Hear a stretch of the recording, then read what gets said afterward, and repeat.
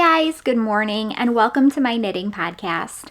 My name is Mandy, and you can find me on the internet as Mandy Von Knits on Instagram and Ravelry.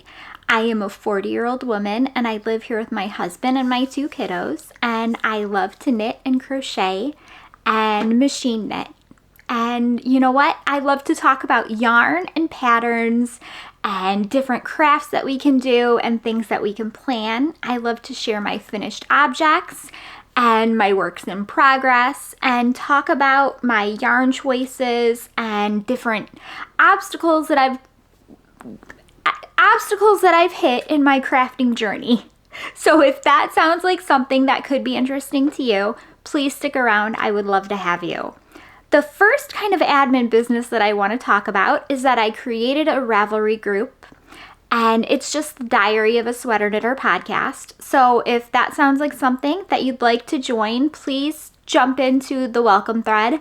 I would love to chat and get to know you guys. Okay, so let's see. Let's talk about our first order of business here, and that is going to be the digital prize pattern that I give away. So if you're new here, I give away a digital prize pattern every podcast, and all you have to do to enter is just leave a comment down below and come back next week and see if you won.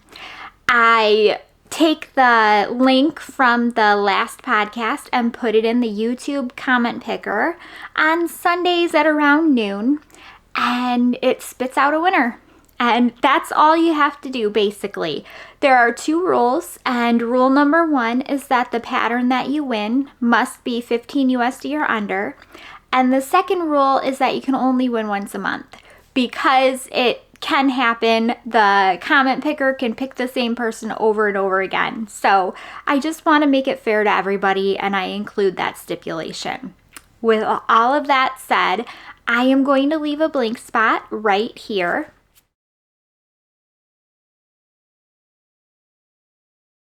And if that was you, just reach out to me on either Instagram or Ravelry as Mandy Von Knits and let me know what pattern that you want. Let me know if you use Ravelry. Let me know your Ravelry username. And if you don't use Ravelry, let me know that too so we can figure out a different way for you to get your pattern, a different payment platform. Okay, that's all done.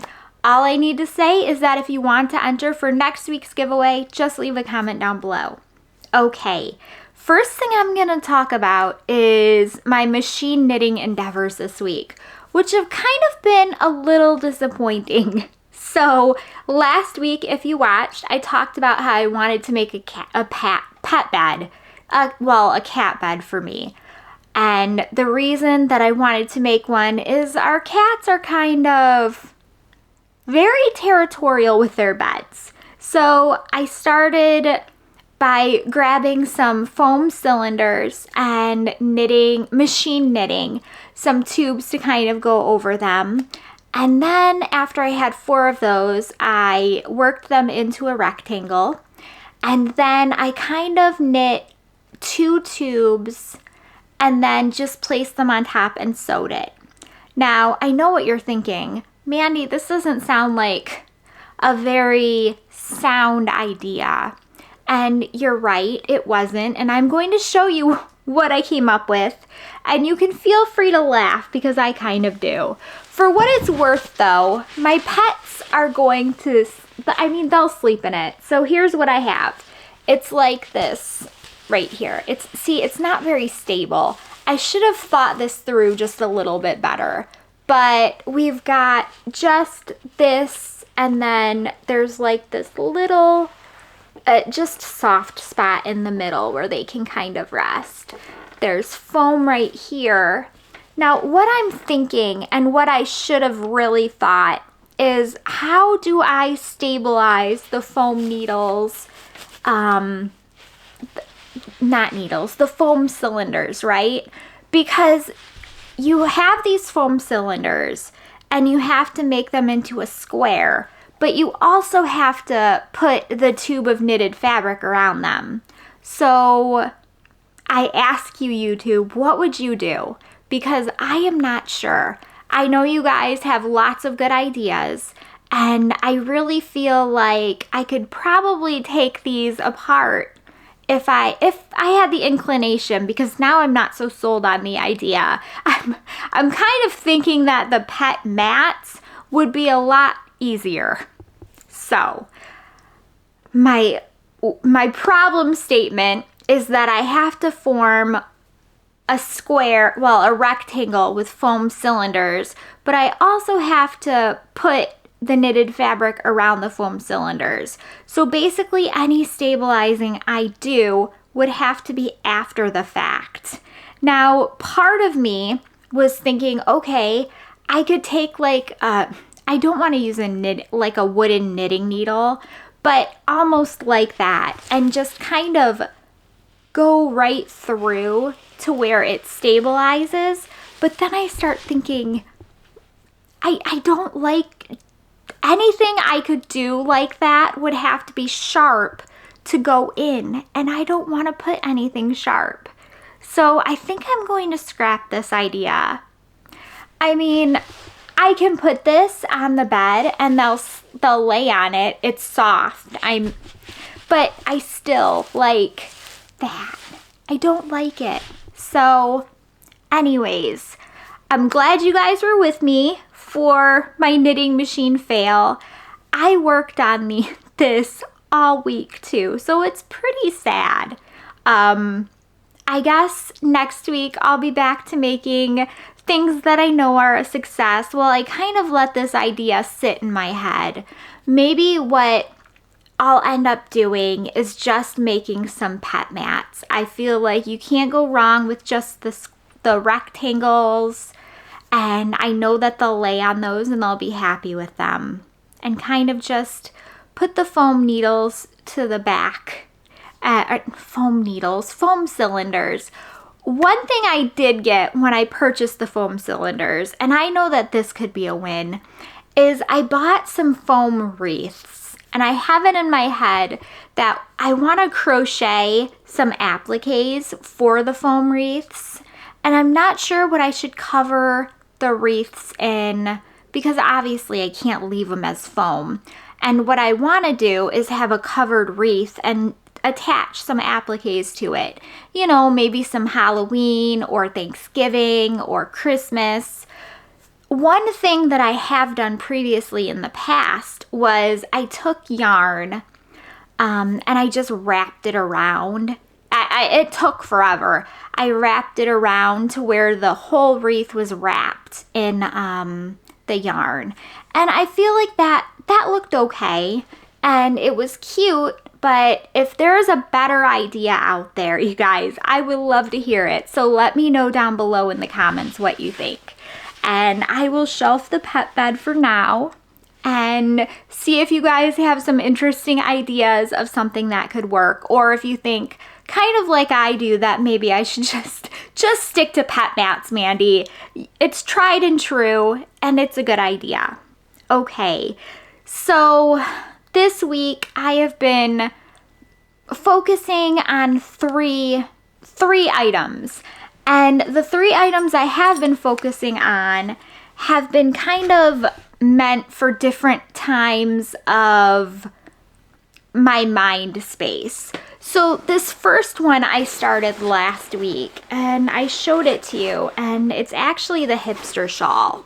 This is a pattern by Locatelli, and I'm really liking making this. And the reason that I cast this on is because my other two items that I'm working on aren't really good for whenever I just need to be able to knit and not really pay attention to the pattern that I'm working on.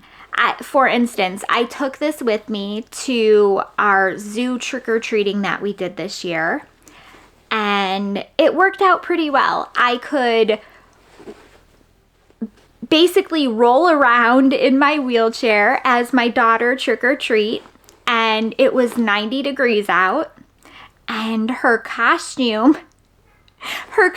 is basically a giant, you know those, I guess they call them union suits when you get bigger, but I always think of them as like the onesies or the sleepers that the babies wear. Basically, that was her costume.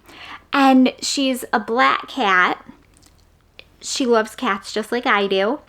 And the day we went trick-or-treating at the zoo, it was 90 degrees. So you can imagine she did not wear her costume. Anyways, back to the knitting. I am working on this is Plymouth Encore Color Spun. And I really just like the colors. And I also like these stitches right here.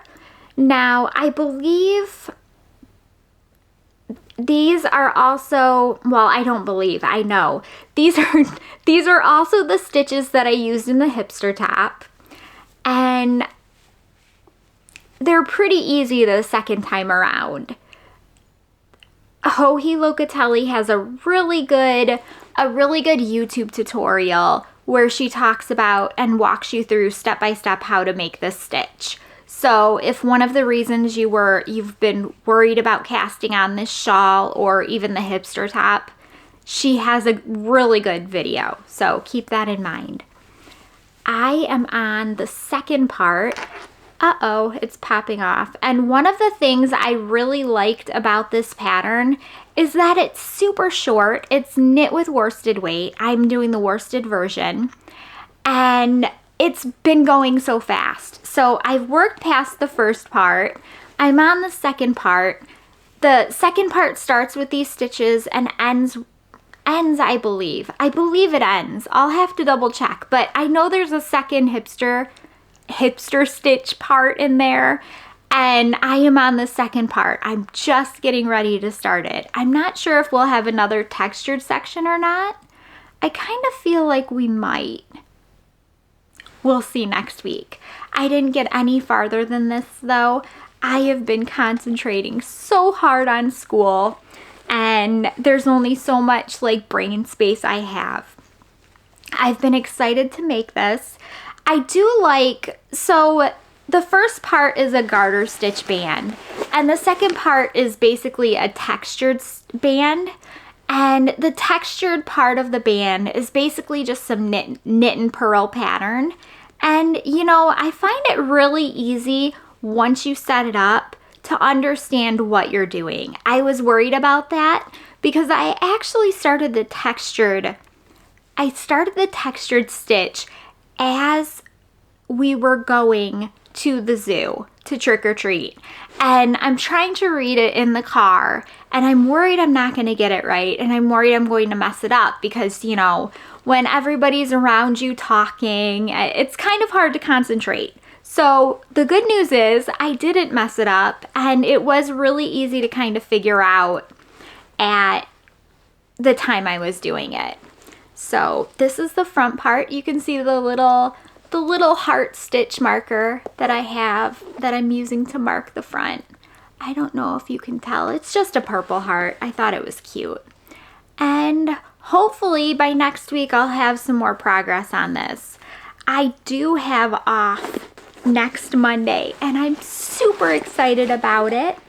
It is Indigenous Peoples Day here in the States, and I think in Canada it is Thanksgiving. I think.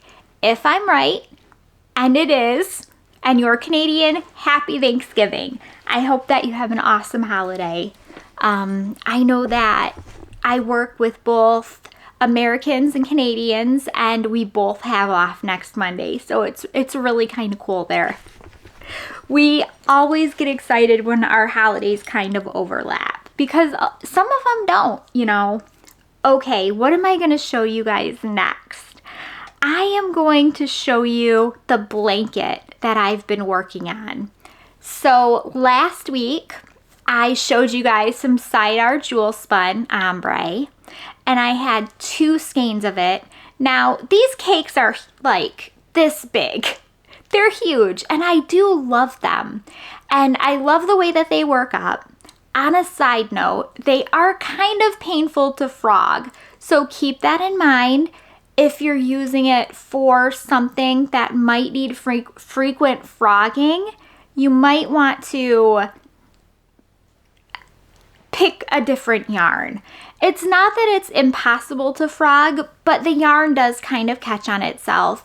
So it's probably better for an easier stitch pattern or something that you don't foresee frogging in the, that you don't foresee frogging. So let me grab my blanket, and I've kind of got to move some stuff around. So last week I showed you a ripple blanket pattern, and that day I looked at the pattern. I believe it was either that night or Sunday night. I started looking at this pattern and I got a little bit farther in it, and I grabbed the next color because they wanted me to alternate colors, and all of a sudden I was doing basically some puff bobble stitches, and I looked a little farther in this pattern and I realized that it required you to do like rows of like 300 bobble stitches. Now, it's not that I would have anything like wrong with doing that. I could definitely do the pattern, but the reason that I had picked a ripple stitch and the reason I had picked doing a blanket was because I wanted something that I could mindlessly crochet while I was studying. Bobble stitches, probably not going to be, and I say bobble, I can't remember, I believe it was the wheat stitch that the designer had called it, but it's a complicated stitch. How's that? It's a complicated stitch that kind of brings a bunch of stitches together that is kind of like a bobble, and doing a whole bunch of those in a row was just not the pattern that I was looking for. We'll go with that. So I looked, first off, I frogged everything that I had. And I looked and I looked for kind of a more fitting crochet ripple blanket that I could use. And I was getting kind of frustrated because a ripple blanket should be an easy thing to find. This is not a hard pattern. I knew the gist of it in my head, and I was looking for something with Aran weight yarn because I didn't want to do any conversions. In the end, I ended up at basically like just somebody explaining what to do for the ripple stitch, and I built my blanket from that. So I will put up the information of the blog post that I used to kind of start this. The reason that I picked this one, and I do like it, is because it uses a half double crochet. I'm a big fan of half double crochets. I feel like the single crochet is not flexible enough, and the double crochet, there's nothing wrong with it. I just like the way the half double looks better. So that is the blanket stitch that I kind of went with. Now, let me show you what I have so far and what I've decided to do with this. I'm all tangled up here. So this is how the blanket is going to look. And my thought process for this is I am going to do basically 2 rows of one ombre and then 2 rows of the other. So that way there's no cutting any fabric or anything like that. And this is how big it is. And don't ask me to spread my arms out to show you the length, because it's not gonna work. My arms are not that long. So it is about, I don't know, can I double it up and spread it? So this is it doubled up. So it's that long. Now, yeah, it's about, I put it on a full-size bed and it goes over, and I thought that this would be like a really good kind of full-size blanket, which was what I was going for. Now, I did 4 rows last week, and that was just me while I was studying, basically. This is going to be my study blanket. I am going to work on it while I'm studying and while I'm basically reading. Because while I'm reading, if I'm not focusing my hands while I'm visually reading something, my mind starts to wander. I am a very fidgety person. I don't know if you guys are like me or not. If you're not, that's okay. If you are, that's okay too. But I just like being distracted while I'm trying to retain information. That sounds very weird. I noticed that when I grew up while I was studying, it was immensely easier to retain information while the TV was on, or I guess now while I would be listening to an audiobook. It's just the way that my brain works. It's very odd. But this is what I've been working on. This is going to end up going to my son. Now, I have 2 other balls to make a blanket for my daughter. So, I am going to be in blankets for a while, but I do love the crocheting, the monotonous crocheting where you're doing the same 4 stitches and then other 4 stitches, and it's very easy. So if you guys go to the blog post where she describes what you do for this pattern, you'll see how easy it is. I very much recommend it. It was super easy to line up, and even easy for me, who was having struggles with the previous one that I did. So there's something about this pattern that was just very simple, and I really liked it. I also liked the fact that you work in the back loop, and I don't know if you can see that, but it kind of gives a nice little detail, I guess. I want to say edge, but edge reminds me of sharp, and it's not like it's sharp. It's just kind of a nice little line. I thought it was a nice addition, and I showed my son the blanket, and he did like it, so that made me happy. I have not made them blankets since they were, like, I don't want to say that because I've made my daughter blankets, but I haven't made them like an actual full-size blanket, I think, ever. I've made them a lot of like small lap blankets or baby blankets, but this will be their first big full-size blanket that will cover their whole bed. So I'm excited about it. Hopefully it doesn't take 100 years, but no promises. Okay, lift it up without falling out of my chair. This is the last project I have to show you. And this is my daughter's cat sweater.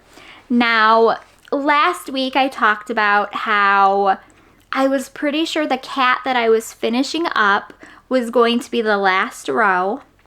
And I held up the sweater to my daughter after I finished that cat, and I realized it wasn't as long as I thought it was.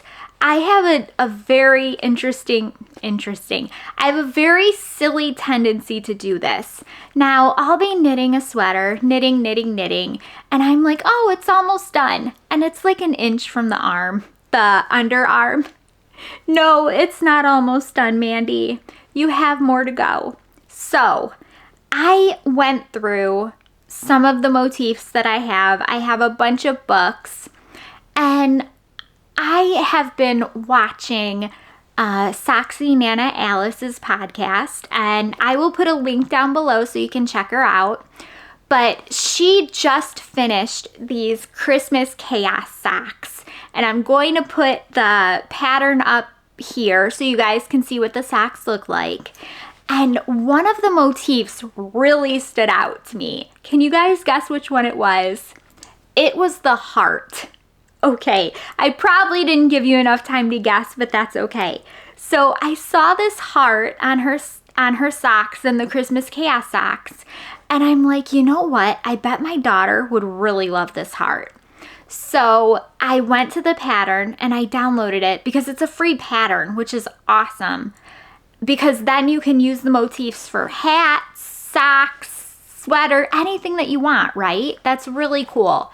So I opened up the pattern and I saw that I don't know if the person who designed it is male or female. So sorry, I went to the person's, I am all flustered now. I'm sorry. I went to the pattern and I saw that the designer who had made the design had 3 different heart motifs. And I'm like, oh, that's awesome. So I grabbed my daughter and I pointed out at the heart motifs and I said, would you like any of these to go on your sweater? And she picked one. So I've spent the last week kind of working in that motif for her sweater, and I am going to show it to you. Now, the yarn that I am using for this sweater is Fiber Optics yarn, and the pattern that I am using for this is the Strange Brew sweater. Now, I have a ton done, it feels like, and I feel like I am actually finally at a point where the length is good enough. What I am going to do for this, for the next week, is catch up on the sleeves and then block it all and check the fit, check the length, and see if I need to add any more to the sleeves, because I'm kind of thinking that that the sleeves will probably end up being a little bit longer, but we'll have to see. We're gonna see, because obviously guessing isn't gonna work in this case. So here's what I've added in the last week. So you can see the one cat that I finished up. And that cat came from the Doodle book. I think that the Doodle Knit Dictionary, that's what it's called. There was a cat graph and I used that there. And then I put in her border that she had picked. And then we have this really cute heart and I love it. I think it's really sweet. So I'm thinking that should be the end, and then I can just go into the ribbing. But obviously I'm not going to make that decision until I go through and block it. But I've ended the sleeves. This is the cat motif, and that cat motif is right here. So I still have these charts I can work through. And theoretically, that should be a good length, I'm thinking. But I guess we'll have to see. So these are light pink right there, and they match up. So on the sleeves, I'm going to be headed towards dark pink. And we'll just see. I'm hoping I get the heart on the sleeves and there's enough room for it, because I know that my daughter likes the shorter sleeves like I do. So I'll just have to see what she's feeling there. But after I block it and try it on for fit, I'm going to pick up, well, not pick up because it's already picked up. I'm going to knit the neckline. I'm feeling like it'll be nice to do probably a folded over, basically a double.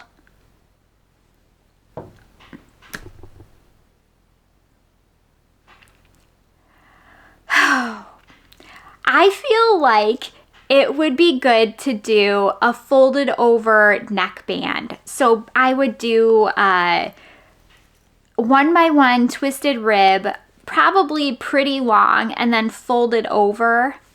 But I'm kind of hesitant to do that because I know my daughter is not a big fan of things like grabbing at her neck, and I've noticed when I do the folded over neckbands that it has less give, which makes sense. I mean, so that's another thing I'm gonna have to consider.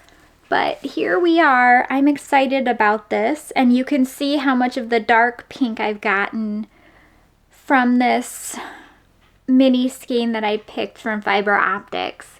And then up here we've got like the light cream.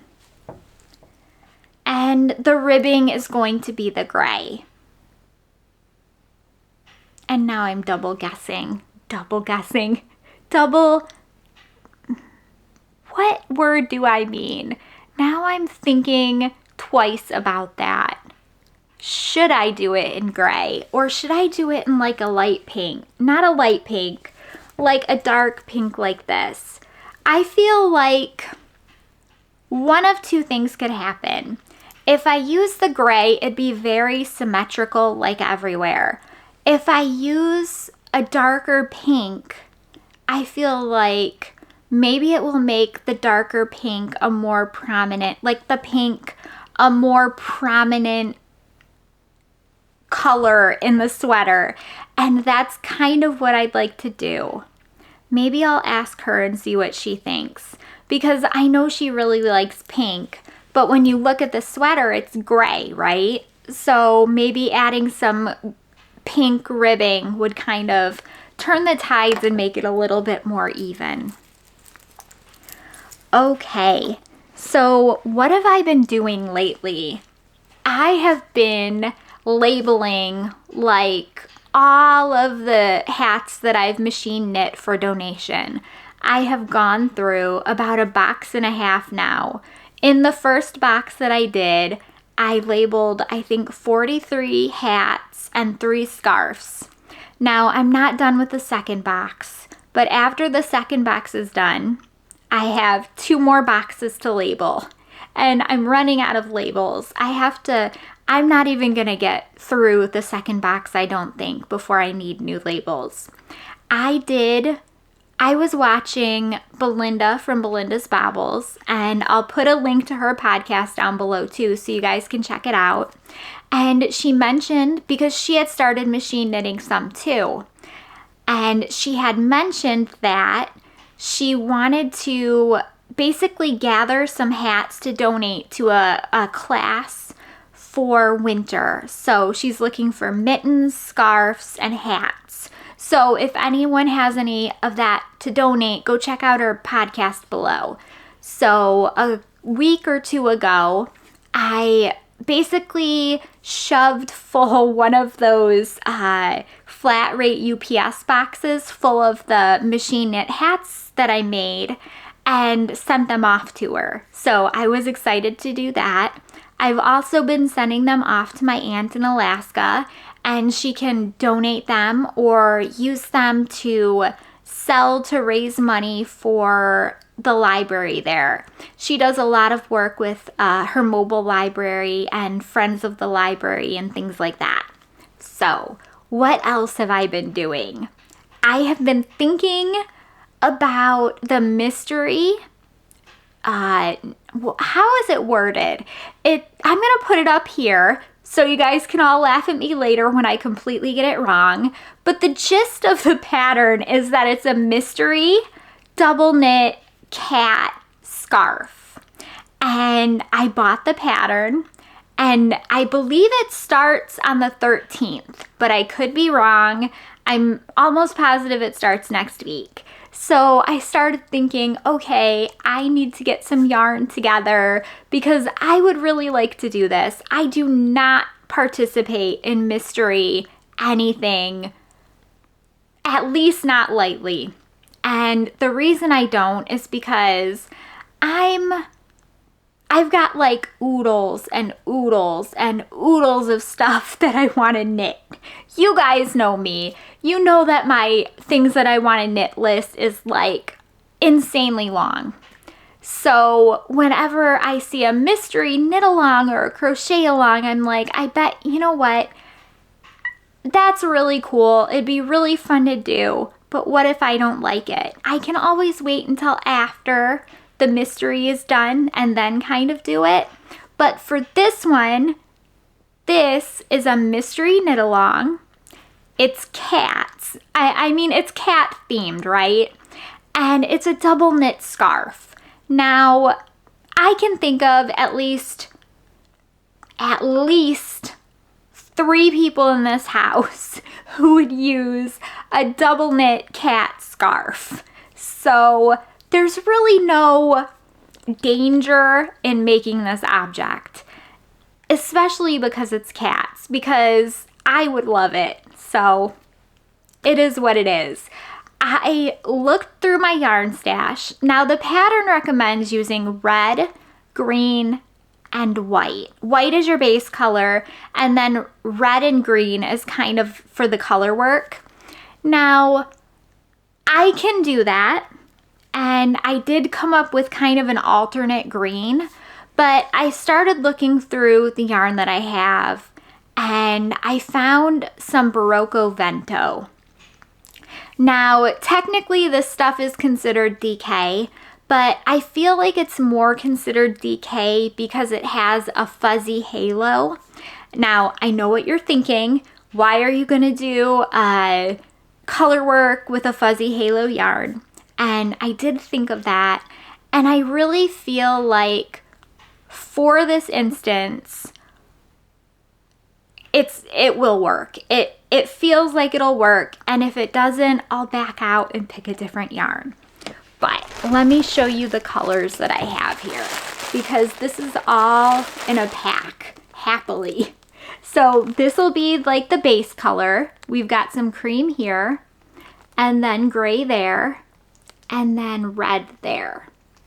Now, we'll see if I have enough for this. I might have to order some more, which, I mean, that would be fine. It's more of a commercially made yarn, and I should know pretty soon if I need more. So if I do order more, there'll be different dye lots, but I'll be able to alternate. Does that make sense? I'll alternate my skeins, especially with the white. Well, probably just for the white. So these are 219 yards, 200 meters, and they're 50 gram skeins. So it's 50% alpaca, 40% acrylic, and 10% wool. And I thought that these colors would just look good together in a scarf. I feel like they'll look Christmassy, but not be too Christmassy. So if you want to wear it in early winter or the end of winter, it'll still be okay. I mean, obviously, I have no problem using Christmas bags in July, so I'm probably not a good person to ask, but this is, if I think of more of like what my son would wear, he would be able to wear this throughout all of the cold season as opposed to just around Christmas. But I do like these colors, and I think that they'll make a good scarf. It's very soft, very, very, very soft, and it does have a halo. So we'll have to see how it works with the color work. No guarantees it will work. I feel like I can at least give it a try to see how it looks. If the color work is not, I mean, if it's not as crisp as I would normally consider color work to be, I feel like that will be okay because it's a scarf. Part of me feels like because it's a scarf, I kind of have a little bit more leeway on the amount of halo that the yarn can have. But that's just my opinion. So you guys might think I'm completely crazy, and you'll probably be right whenever I knit like this much and then pull out of it because it's too fuzzy. But we'll see how it goes and go from there. Okay, so I have been looking at some different patterns, and I've been doing this throughout the entire week. And the first pattern that kind of came to my mind whenever I talk about patterns is the one that was released from Wool and Pine. And let me see if, here it is. It's called the Alchemist Pullover. Now, this is adorable. I want to show you the band, the ribbed band. So I'm putting up pictures of the Alchemist Pullover. Now this is DK weight yarn, and it just came out. It was originally released as a vest, and the vest obviously had no sleeves. And the ribbing on the bottom is about this thick, and I love it. It uses contiguous knitting to basically give you set-in sleeves without seaming. And I thought that that would be a really good pattern to kind of get your feet wet for that method if you haven't tried it. I, in fact, have not tried it, and I am in love with this V-neck as well. The V-neck has like awesome depth. Not depth. The ribbing is really deep, and I love that. I am a huge fan of ribbing that is very long, if you haven't noticed. It says it's knit and DK weight from the top down. It's the kind of sweater you finish and immediately want to wear out the door. Now, I'm really considering knitting this one. This has a huge amount of sizes. It's 32 inches to 72 inches, so that is amazing. And it says that the gauge is 20 stitches and 26 rows is 4 inches, and the yardage is 820 to 220 yards. So if you guys are like me and you really like V-necks and you love the very thick ribbing, definitely try this. It just came out. So I have not knit it, and I don't know anyone who's knitted, I don't think, but I think it's so pretty.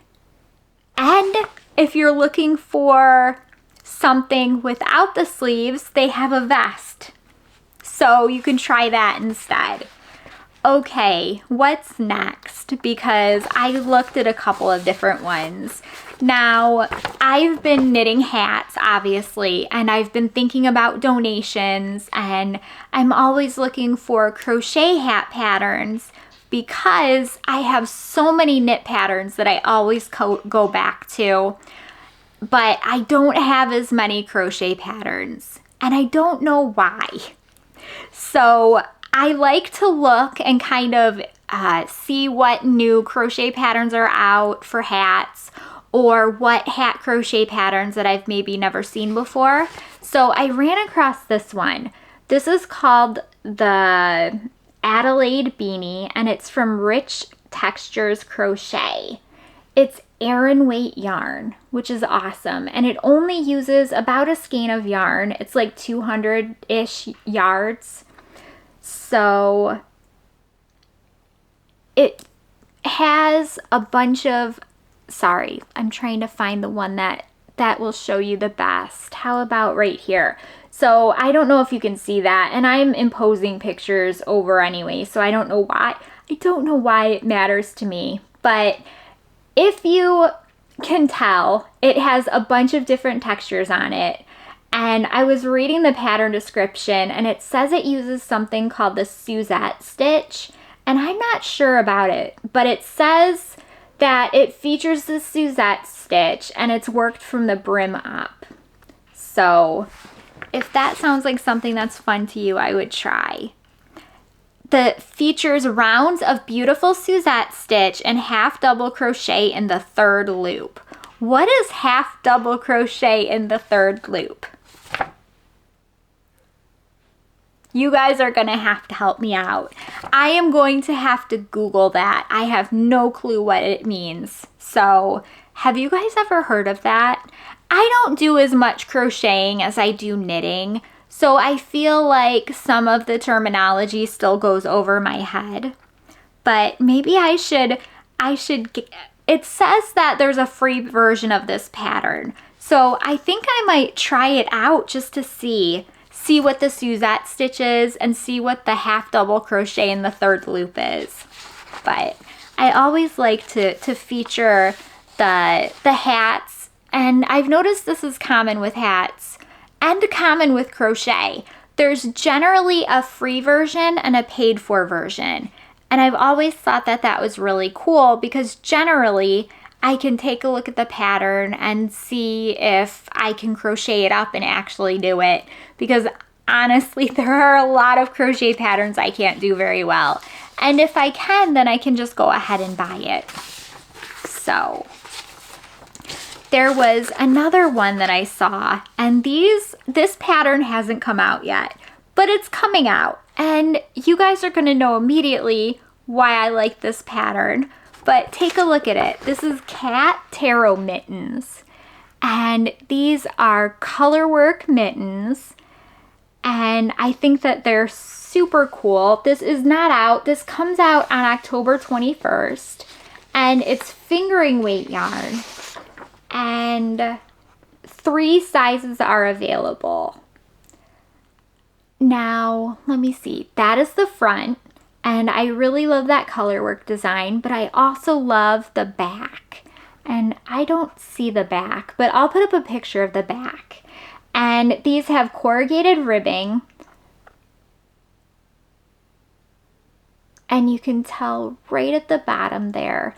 But one of the things that I thought was cool about this pattern is if you take a look at the design details on Ravelry, it says it has optional ladder back jacquard technique instructions. Now, immediately when I read that, a light bulb went off in my head, because I have always been super overwhelmed with trying to take like a regular colorwork pattern and trying to work ladder back jacquard on it, because you need to work some extra stitches to kind of catch the floats. And I feel like if this gives you the instructions, then I could make these and maybe get kind of a hang of the technique as I work them. And I just thought that that was a good idea.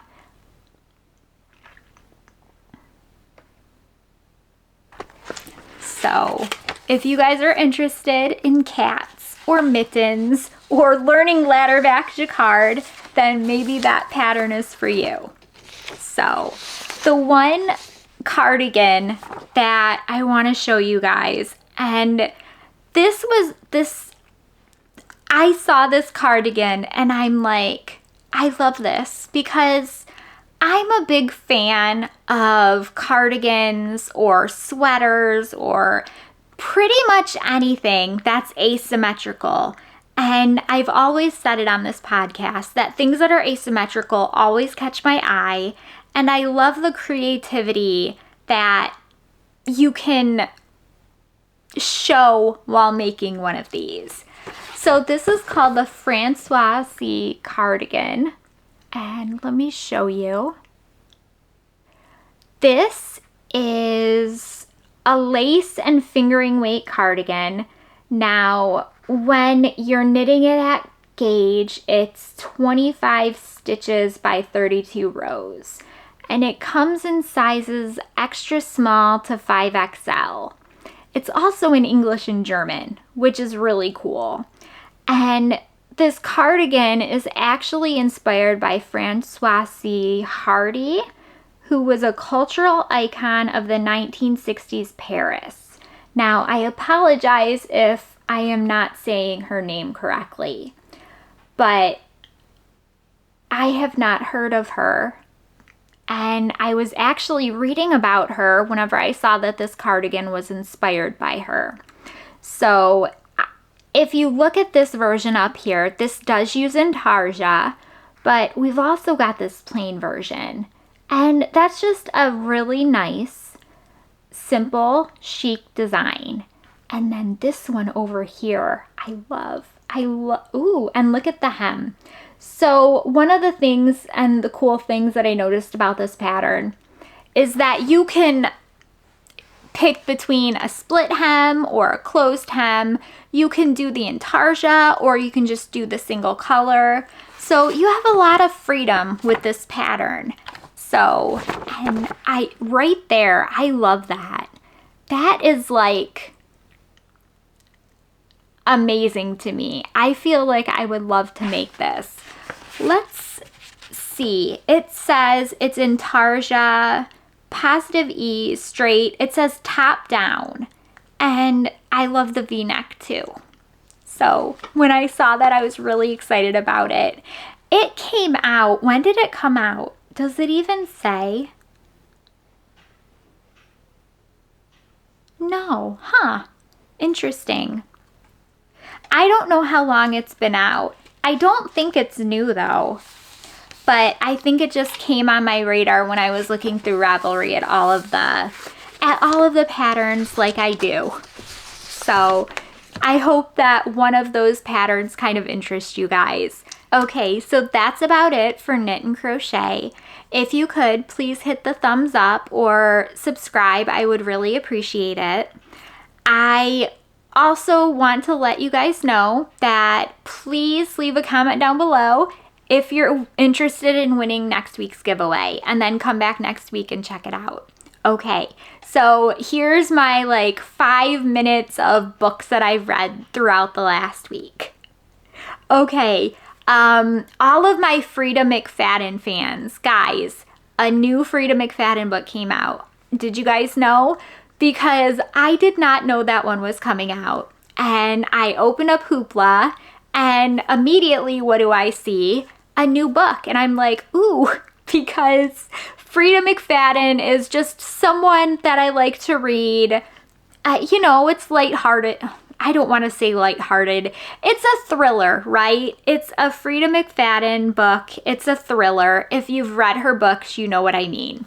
So I read her new book, and it's called The Intruder.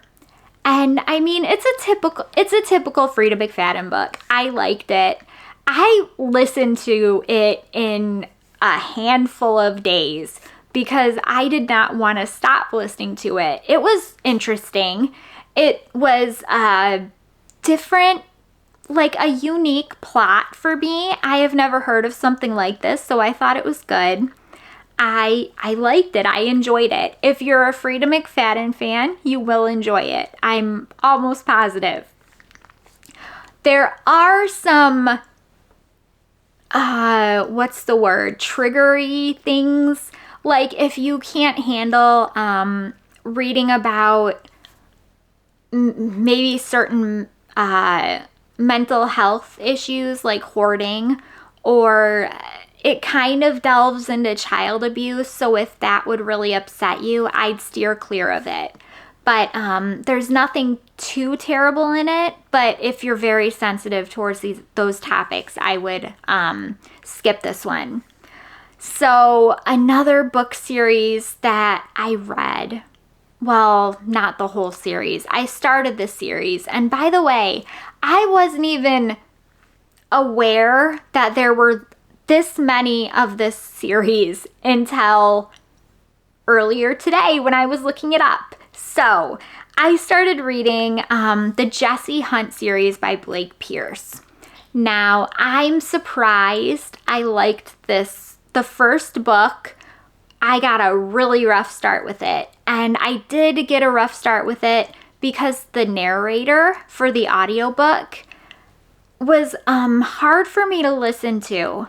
And I'm just not sure why, but I wasn't vibing with the narrator. You know how sometimes that just happens with audiobooks. So I kind of put it to the back shelf and read The Intruder, and then I came back to it, and I kind of powered through it. I'm like, okay, get over it, Mandy. Listen to the book. Who cares what the narrator sounds like? Is basically how I approached it. So by the end of the first book, I was really interested in this series. So then I read the second book, and it's still good. I'm still enjoying it. So I checked out the third book, but I haven't read it yet. And another book came up that I had a hold on. And this book is called Look Closer, and it's by David Ellis. And I'm only 8% into it. So I cannot remember when I put this on hold, why I put this on hold. And it just popped up, and I'm like, oh, okay, I guess I'm reading this. So it's good. It's really interesting so far, and I'm only 8% in, so you can't really take this as a very substantial review. I'll have more next week, but it's really good. I am enjoying it. The book's about 13 hours long, which is pretty long compared to what I've been reading with Frida McFadden and Jessie Hunt. On the other hand, like the stand is, like, I can't remember if it was 20 hours or 40 hours. The stand and it, one's 20 and one's 40, and I have no clue which is which. But, or maybe they're both 40. It doesn't matter. The other books that I read from other authors are a lot longer. Let's just go with that.